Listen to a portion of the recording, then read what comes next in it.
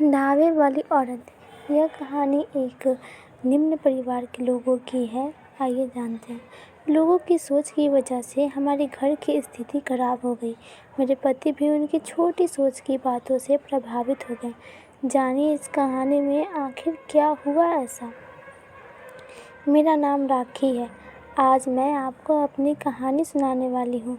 मेरे पति राजेश ने अपनी ज़िंदगी में बहुत मेहनत की। वो ज़्यादा पढ़े लिखे नहीं थे, इसीलिए हमेशा से मेहनत और मज़दूरी का ही काम उन्हें मिला और घर चलाने के लिए उन्होंने यही किया। हमारे 2 बच्चे हैं। बेटा 10 साल का है और मेरी बड़ी बेटी 16 की है।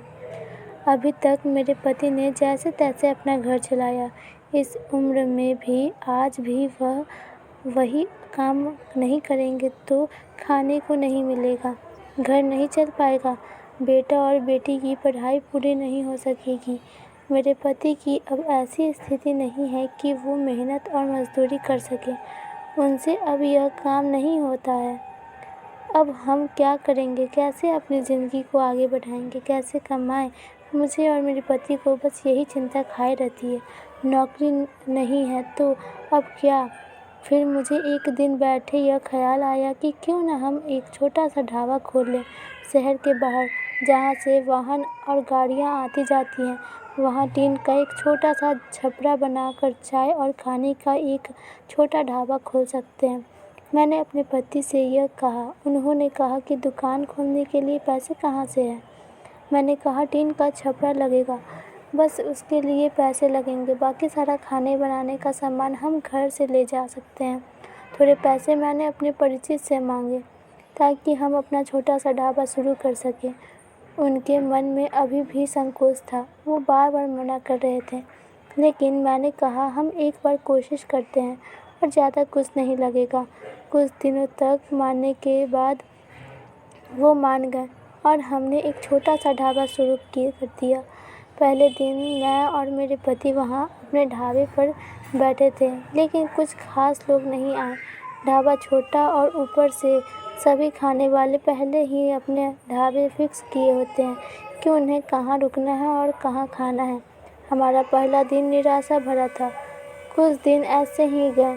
कोई इक्का दुक्का लोग चाय पीने रुकते थे, लेकिन इतना नहीं होता कि हम उससे अपना घर चला सकें। मेरे पति फिर से किसी काम की तलाश में लग गए। उन्हें एक काम मिल गया जहाँ पैसे कम थे लेकिन कम मजदूरी थी।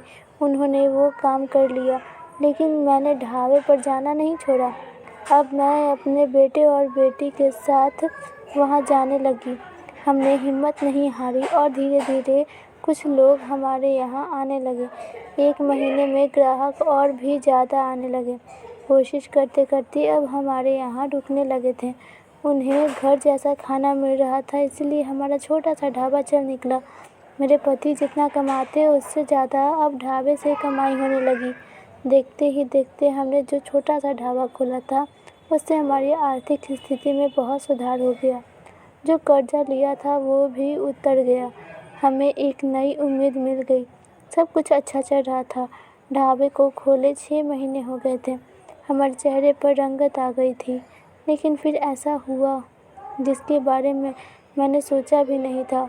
एक दिन घर से जब हम लोग ढाबे के लिए जा रहे थे तब मेरे पति कहने लगे, आज से ढाबा बंद, कोई भी अब वहाँ नहीं जाएगा।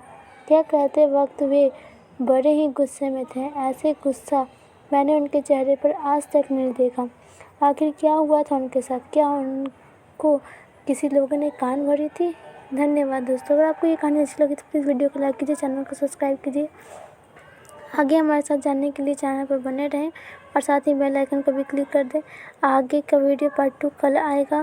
प्लीज़ ज़रूर देखिएगा, क्योंकि उसमें हर एक बात उसमें बताई जाएगी। क्योंकि लोग ना किसी को ना खाने देते हैं और ना उससे, मतलब आप समझ ही सकते हो।